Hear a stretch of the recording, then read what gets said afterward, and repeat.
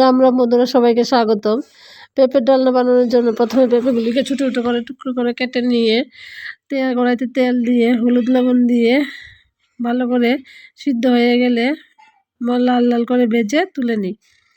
এদিকে মুসুর ডাল ভিজিয়ে রেখেছিলাম আগে থেকে, সেগুলিকে বেটে নিয়ে তার মধ্যে দিয়ে দিই পেঁয়াজ কুচি, শুকনো কাঁচা লঙ্কা কুচি, দিয়ে দিই লবণ, দিয়ে দিই হলুদ গুঁড়ো, দিয়ে ভালো করে মেখে নিয়ে কড়াই তেল গরম হয়ে গেলে তার মধ্যে ছোটো ছোটো করে দিয়ে দিই। বড়া আকারে দিয়ে বড়াগুলিকে ভালো করে ভেজে তুলে নিই। এদিকে কড়াইতে আবারও দিয়ে দিই তেল দিয়ে দিই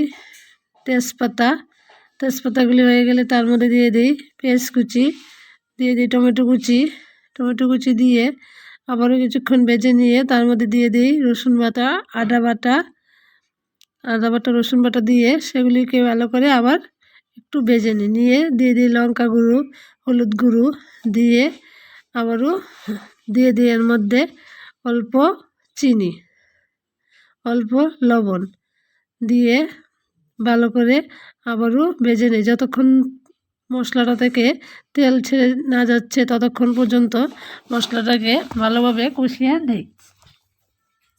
মশলাটা কষানো হয়ে গেলে তার মধ্যে দিয়ে দিই ভেজে রাখা পেঁপেগুলি দিয়েও আবার কিছুক্ষণ ভেজে নিয়ে তার মধ্যে দিয়ে দিই বড় বড় টুকরো করে রাখা পেঁয়াজ। এরকম করে কেটে দিতে হবে। বড় বড় টুকরো করে রাখা পেঁয়াজগুলি দিয়ে আবারও কিছুক্ষণ ভেজে নিই। ভাজা হয়ে গেলে তার মধ্যে দিয়ে দিই